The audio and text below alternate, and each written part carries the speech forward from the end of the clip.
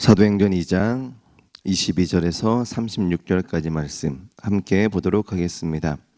이스라엘 사람들아, 이 말을 들으라. 너희도 아는 바와 같이 하나님께서 나사렛 예수로 큰 권능과 기사와 표적을 너희 가운데서 베푸사 너희 앞에서 그를 증언하셨느니라. 그가 하나님께 정하신 뜻과 미리 하신 대로 내준 바 되었거늘 너희가 법없는 자들의 손을 빌려 못 박아 죽였으나 하나님께서 그를 사망의 고통에서 풀어 살리셨으니 이는 그가 사망에 매여 있을 수 없었음이라. 다윗이 그를 가리켜 이르되 내가 항상 내 앞에 계신 줄을 배웠으며 나로 유동하지 않게 하기 위하여 그가 내 우편에 계시도다. 그러므로 내 마음이 기뻐하였고 내 혀도 즐거워하였으며 육체도 희망에 거하리니 이는 내 영혼을 음부에 버리지 아니하시며 주의 거룩한 자로 썩음을 당하지 않게 하실 것이미로다. 주께서 생명의 길을 내게 보이셨으니 주 앞에서 내게 기쁨이 충만하게 하시리로다 하였으므로 형제들아, 내가 조상 다윗에게 대하여 담대히 말할 수 있노니 다윗이 죽어 장사되어 그 묘가 오늘까지 우리 중에 있도다. 그는 선지자라. 하나님이 이미 맹세하사 그 자손 중에서 한 사람을 그 위에 앉게 하리라 하심을 알고 미리 본 고로 그리스도의 부활을 말하되 그가 음부에 버림이 되지 않고 그의 육신이 썩음을 당하지 아니하시리라 하더니 이 예수를 하나님이 살리신지라. 우리가 다 이 일의 증인이로다. 하나님이 오른손으로 예수를 높이심에 그가 약속하신 성령을 아버지께 받아서 너희가 보고 듣는 이것을 부어주셨느니라.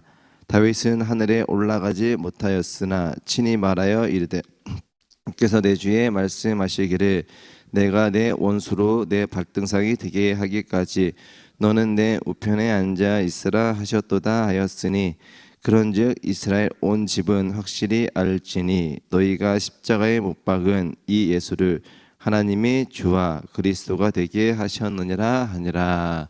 아멘. 하루의 첫 시간 기도하기 모인 모든 분들을 주님의 이름으로 축복합니다. 베드로의 설교가 계속 이어지고 있습니다. 앞선 본문에서는 요엘 선지자의 말씀을 인용을 해서 말씀을 전했습니다. 오늘 본문에서는 복음의 핵심인 십자가에 죽으셨다가 부활하신 예수님이 유대인들, 그러니까 듣고 있는 독자죠. 유대인들이 기다리던 메시아였음을 잘 설명하고 있습니다. 22절에 보니까요, 예수님을 나사렛 예수로 묘사하고 있습니다. 그리고 그 예수님이 권능과 기사와 표적을 보여주었다고 베드로는 말을 하고 있습니다. 권능과 기사와 표적은 하나님만이 보여줄 수 있는 능력을 말합니다. 다시 말하면 예수님의 능력은 곧 하나님이다라는 것을 분명히 이야기를 합니다. 그럼 이 말의 의미는 무엇입니까? 예수님이 너희들이 기다렸던 메시아였다라는 메시지와 함께 나사렛 예수라고 소개했다고 했죠. 나사렛 예수는 그 당시 유대인들이 예수님을 비하하면서 예수님은 낮게 여기면서 예수님은 나사렛 예수라고 지칭을 했습니다. 그러니까 예수님을 고난당하게 한 사실을 강조하기 위해서 너희들이 잘못했던 행동들을 지적하기 위해서 그리고 이제는 그 잘못을 회개해야 된다라는 의미로 나사렛 예수라고 이야기하면서 예수님의 권능을 설명한 것입니다. 그리고 23절에 너희가 법 없는 자들의 손을 빌려 못 박아 죽였으나 그런 메시아를 너희들 스스로의 손으로 죽였다라는 사실을 분명히 이야기를 합니다. 그리고 24절에 이렇게 이야기합니다.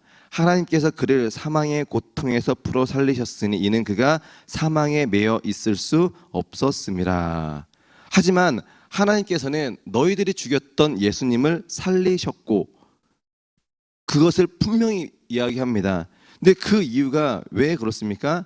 예수님이 사망의 세력 아래 매여 있을 수 없는 존재였기 때문에 하나님이 예수님을 살리셨다라는 거예요.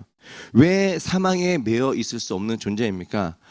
어느 누구도 어느 사람도 사망에 매여 있지 않는 사람은 있을 수 없습니다.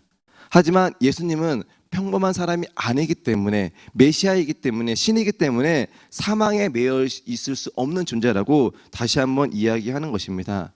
계속해서 이렇게 반복적으로 이야기하는 것은 너희들이 했던 행동들, 그것이 잘못됐다라는 것을 분명히 전해주기 위함입니다. 그리고 베드로는 24절 자신이 말한 예수님이 부활하신 사실을 증명하기 위해, 확증하기 위해 구약의 시편 말씀 16편 8절에서 11절 말씀을 인용합니다. 25절 이하의 말씀이 그 인용한 말씀이에요. 25절 말씀을 보니까 내가 항상 내 앞에 계신 주를 배웠으며 나로 요동하지 않게 하기 위하여 그가 내 우편에 계시도다. 주를 배웠대요.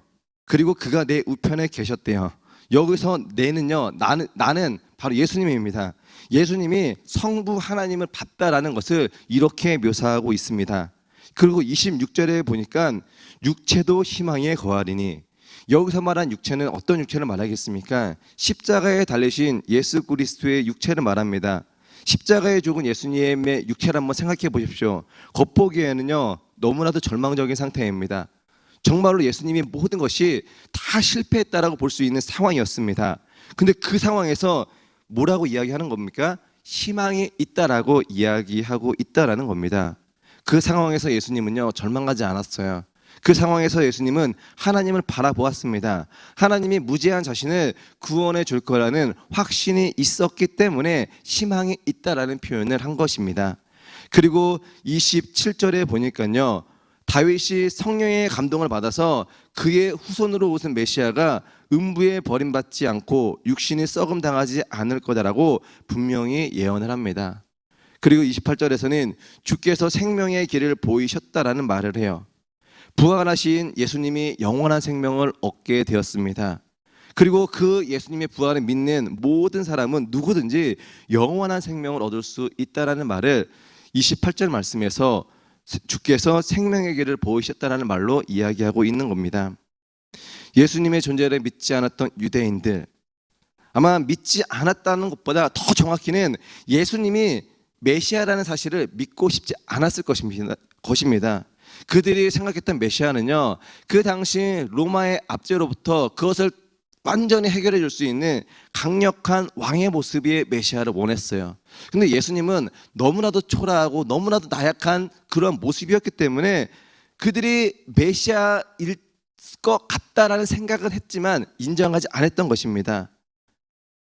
그런 그들에게, 그런 생각을 갖고 있는 사람들에게 베드로는 분명히 전하는 거예요. 그가 진짜 메시아였다라는 것을 전합니다. 그러면서 29절에 계속해서 이런 말을 합니다. 예수님의 부활을 설명을 합니다. 29절에 보니까요, 조상 다윗, 그러니까 그들이 생각했던 모든 인물들 가운데 가장 존경했던 인물이 다윗입니다. 다윗조차도 무덤이 있다라고 이야기합니다. 하지만 31절에 보니까요, 이미 본고로 그리스도 부활을 말하되 그가 음부에 버림되지 않고 그의 육신이 썩음을 당하지 아니하시리라 하더니, 그러니까 31절을 보니까요, 예수님은 무덤이 있을 수가 없다라는 것을 설명하고 있는 것입니다. 아무리 훌륭한 사람이라 할지라도 무덤이 있을 수밖에 없는데 예수님은 무덤이 없다라고. 왜 없습니까? 31절에 예수님이 부활했기 때문에 그렇습니다. 음부에 버림되지 않았고 그의 육신이 썩음을 당하지 아니하였다라고 분명히 이야기하고 있어요. 우리가 보고 있는 그 개역 성경에서는요, 육신이 썩음을 당하지 아니할 것이다라고 이야기합니다. 이것은요, 미래형이에요. 그렇게 당하지 아니할 거다라고 우리가 이해할 수 있는 부분이지만 원어 성경을 보게 되면요, 명확하게 과거형 동사로 이야기하고 있습니다. 제대로 번역하면 육신이 썩음을 보지 않았다. 다시 말하면 예수님은 십자가에 죽었지만 썩지 않았다라고 분명히 이야기하고 있습니다. 왜 그렇게 이야기할 수 있습니까? 실제로 예수님이 죽으셨지만 썩지 않으셨습니다. 썩기 전에 예수님이 3일 만에 부활하셨기 때문입니다. 베드로는 십자가에 예수님이 죽으셨지만 분명히 부활하셨다는 사실을 이야기하고 싶었던 것이고 그들에게 전하고 싶었던 것이었습니다. 32절, 이 예수를 하나님이 살리신지라 우리가 다 이 일의 증인이로다. 결국 예수님을 살리신 것, 그러니까 우연히 자연스럽게 예수님이 살아난 것이 아니라 그 살린 주체가 있는데 32절에 하나님이 살리셨다라고 분명히 이야기하고 있습니다. 그러면서 우리가 이 일에 다 증인이로다라고 이야기를 합니다. 설교를 듣는, 그러니까 베드로의 설교를 듣는 모두가 그러한 증인이다라고 이야기하고 있는 거예요. 증인이로다. 이것은요, 과거형도 아닙니다. 미래형도 아니에요. 현재형이에요. 그러면 1차적으로는 그 당시 그 설교 현장에 있던 그 사람이 예수님의 증인이 되어야 되는 것이고요. 그 다음에 그 설교를 듣는 당시 모였던 수많은 무리들, 그들이 증인입니다. 그리고 마지막으로는요, 지금 그 현장에는 없었지만 지금 이 자리에서 이 메시지를 듣고 있는 저희들도 예수님의 증인으로서 살아가야 된다라는 겁니다.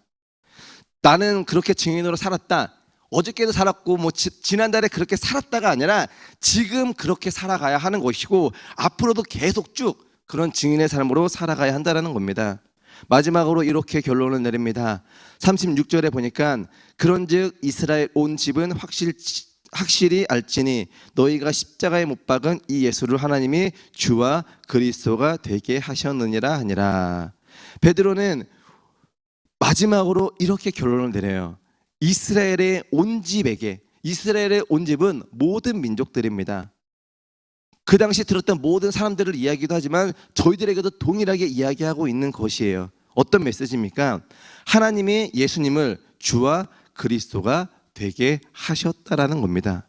예수님이 주와 그리스도가 되게 하셨다라는 것, 이것은 베드로의 고백이기도 했었어요.